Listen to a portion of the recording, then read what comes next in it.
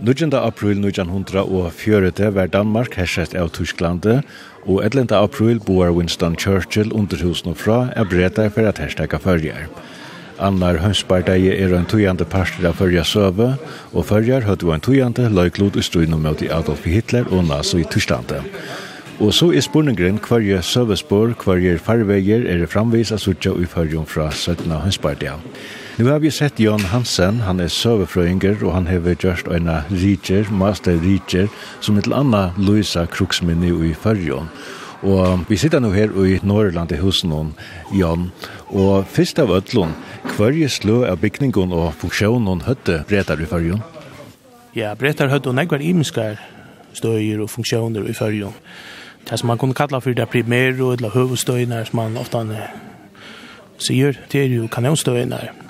Og det så det som rettet ut mot havnen, sjøbatterier som de kallar det, coastal batteries, sjøverjestøyer kunne vi kalla det. Og så hadde det luftverjestøyer.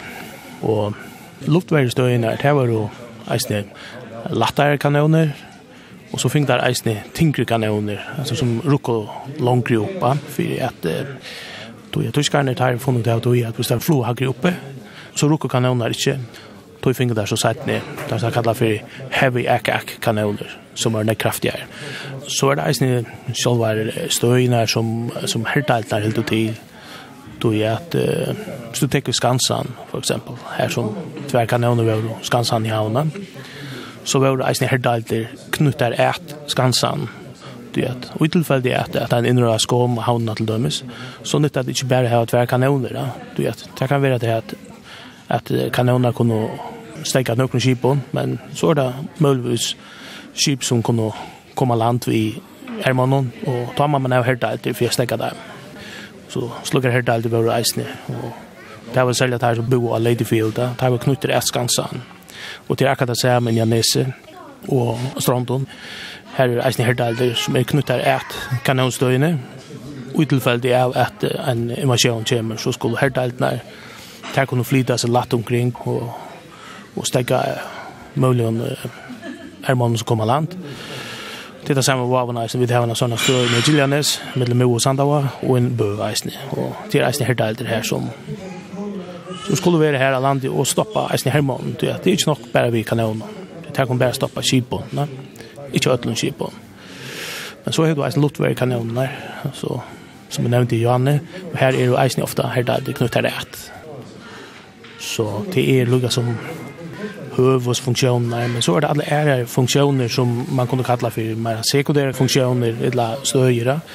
Det är så radarstöjer och pejlestöjer, och så är det att man som människor skulle ju ha några mät, och det man har gonsler till då ser det till allt som täcker sig av mätförsörjningen, backa brej och så vidare. Och så är det allt som täcker sig av klävon, uniformen och utger som där har bruk för, alltså täcker vara späkar och ja.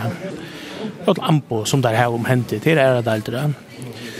Och vi är så där är det allt som täcker sig av mekaniska och elektroniska utgörningar. Det menar radarer och pejlestöjer och så vidare. Det ska hållas vid lojka, så det är mekaniska där, så täcker sig av det mekaniska. Och alltså det är inte bara hermen, det är så olika attanfyr som ska fungera för att få allt att gå upp i en större ända.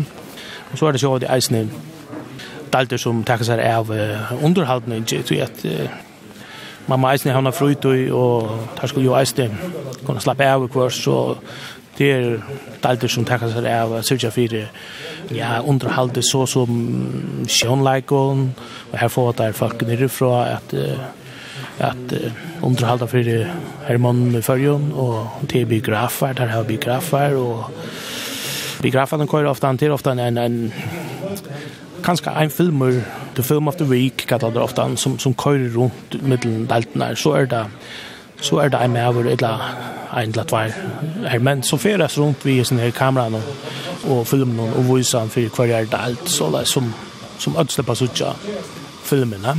Så är det tonlag och Jonn Hansen, här har vi ju orkester och skipa för dans och allt det där, så det är något som ska gå upp i en högre ända. Så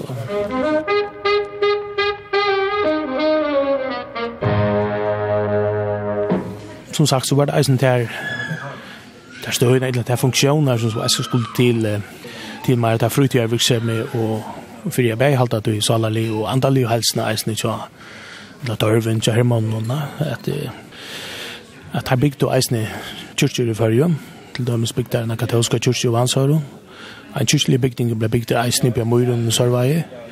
Och annars långt där kyrkan är alltså tjaförungarna och det var på tvärs av ödlån tro och rättning och det valde i frier middelödla så det var inte trobladje så hvis nu till dömes förungar hade gått sedan klockan 11 ja men så hade kanske katoliker klockan 9 och det var ju bäg anglikaner och metodister, presbyterianer och allt möjligt det gick allt fria lite för sig och det bästa förståelse så det har nog stått lite Ja, 45 år det liðin síðani tyskarar yfirgåðu seg og frier attervalda i Europa og sett i heimsbardagi så start vær av.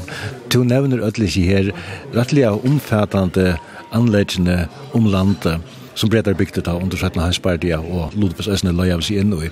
Hva etter av fotminn og krígsminnini i det? Om vi kanskje gjør så et ivelit, og et ivelit som kan frøsta føringar og ånder affæra ut av vidjes av fotminnene. Merkja søvnar vondja så. Det är krígsminnini stadig kan finna, men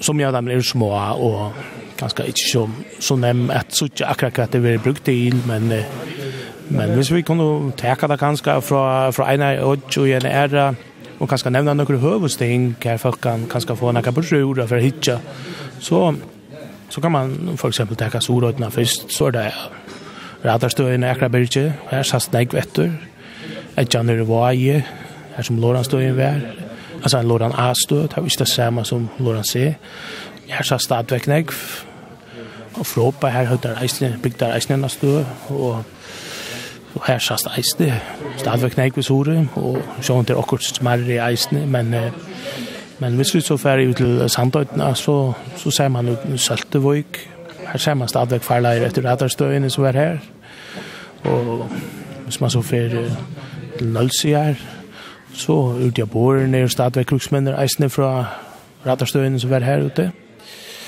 Streymoytene, det er nok snakk vi havn i stadväck, så han det Skansen, her som høvesettet vi er. Her det stadväck kanoner og suttja, og leivder etter barakkon. Og akkurat andre Eisen nærhendet seg her. Og på Kongminni, her kan man suttja et leverhus fra en luftvergestø, og akkurat barakker rundt der. Og det kanskje ta trobleisen at sommerføren hette inn i privat og øtje, så det ikke alle stedene kanskje det man kan bare fære og hitja, men allikevel så det flere som ikke har med at folk kommer hitja, som skilda, men vi har til dømes eisne vi enda av Dunkagøt, og her så eisne resten av en luftvergestø og suttja. Man kan suttja grunnene etter barakkon, og inne i plantasjene. Her det et leverhus, det et sånn reserva leverhus som da kom til morstargranater i. Og ute ved Strand, her så maskinhus som strømveitingen til gårdbygningen som var på Hamron her omanfyrir. Fikk strøm fra. Og omanfyrir båanes kjønna, her et maskinbursreier. Och så för sen ut havna så har vi då på marknaden Gille här det så en stöm som man menar var en lust det möjligtvis samskift stö Eisne och lång grupp jag klädens vi är här så vi stö Eisne affärleir Eisne rätt så hade så några ting att de tänker som är så i havnen så man kan färra ut och hitta efter det och så så man inte glömma våtna här är det här nog mest krígsminnini. Og jeg kan tenke høvestingen som her, så ikke, høyde høvestøyene. Nå er det så helt sikkert Chester Camp. Her 4 kanonstillinger stand oppe, og bunkerhus eisne. Og eisne er fasiliteter som har det til, leverhus og så gjøre. Til Vansøren er det så helt sikkert kaminen, her vi offisersmessene, og det er ikke her, som vittnar om den høvestleiren til Royal Air Force. Og så var jeg her, da så var det flikkvarebeidingen, og så oppe i flåvettelen her, sårbygningen, tårdene, oljebunkeren som er her. sjåvande, alltså nekva barakklevder oppi av møyron sørva, ja. Og i bø her så en sjåver i Skanse som stadig stender ordentlig vel opp igjen. Han virkelig verdig å sutja. Sandoynni jo ikke sånne kruksmenner etter til verre. Man ser nekka stabbar etter leiren og tja sjukapassar noen vi gilja rett. Og så det noen få ting å sutja etter tog støyna den sjåver i Skansen som gilja nese. Her sast et støy til en rakettkanon nekka nya for den gamla bygningen av Vilma nere i fjøren her. Men annars resten allt färdigt tar man just brimgärn och så det mycket här ser man eisne live direkt när radarstö näka såna för bygdena så det är huvudsträckan till tingen som så just väl det är ju en annan ting eisne men det är det mest markanto och så stack estrodna så är det vad så in i näse och nekva så just runt och Skálafjørðin som öliga strategiskt viktigt. Det stadigvæk eisne. Nekva så till det, alltså du kan så baratsjene som inne i fløtten. Altså, her var nekva baratsjer. Han 15.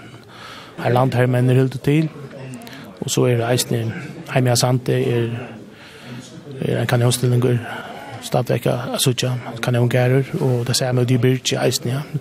Og et lever hus her eisne så jeg strød ned eisne nok så fitta sutja og eie ikke minst oppi Eiðiskolli radarstø her så og aborigine utgiftsstø så det nok så fitta sutja andre ting eisne sutja hinnemenna her ser man eisne innan glivor her sender et leverhus opp igjen og skala ikke nek etter sutja men her var et nok så spennende krígsminni. Det var faktisk et størst bombeskål. Det var rettelig spennende bombeskål som var her. Det var bygd til arbeidsfølge og skalaskipa som som skilder så ligger det intakt stadigvæk under en parkeringsplass. Det kan være áhugaverd at finnes det fremattene. Det kan være parkeringsplass og stadigvæk kunne være her. Bare det man gjør det så at man fikk det fremattene så man kunne komme inn og ut og se ut hvordan det så ut innvendig. Ja. Så det jo flere krígsminni rundt omkring i Esrøytene, til vidt, og vi tenker Norrøyene, så det ikke så grugla nekv krígsminni å finne her, men Laurhus stendt stadigvæk oppe som hørte til kanonstøyene og luftverstøyene når jeg går under Klaksvøk. Så det ikke glemme minihus i 8-4 som stadigvæk stender oppe. Og så det utkiksstøyene, Adrian og Svoin, ja, som er rettelig spennende. Nu har du gjort det som masterrikerna krígsminni i Føroyum, fotminne fra seinni heimsbardagi. Da du nu vidjar disse krígsminni, og på en mån merker du søvna da du stender her? Jo, det merker man tydelig, så det meira tydelig og som støven enn av ørene, det så helt sikkert da, men det øyelig spennende å vidja støyene, det alltid helt sikkert. Og jeg synes hvordan vel bevara i nekva av dem nere, altså til fantastisk arbeid der av gjørst åndsmenner, altså til kvalitetsarbeid som blir gjørst, det må man si. Det kan standa så vel oppi at han har forsvummet så her, det virkelig flott, det må jeg si. Det en áhugaverd søva, det også en áhugaverd visuell søva. Det tankar om at gjøre nekva som tilfell ut i bøk? Og jeg har jo også om det har vi, at jeg hadde det røylig området at for folk var glede av det. Jeg hadde et relevant og en spennende søva som føringer kunne finne glede av at man skal vite sin mer om. Det ikke umulig at det blir utgivet i bok. Jonn Hansen, søgufrøðingur, takk fyrir at du ville grøya fra, og hjertelig at lukker vi 45 åra denon fyrir at frier at valda i Europa. Jo, takk fyrir det.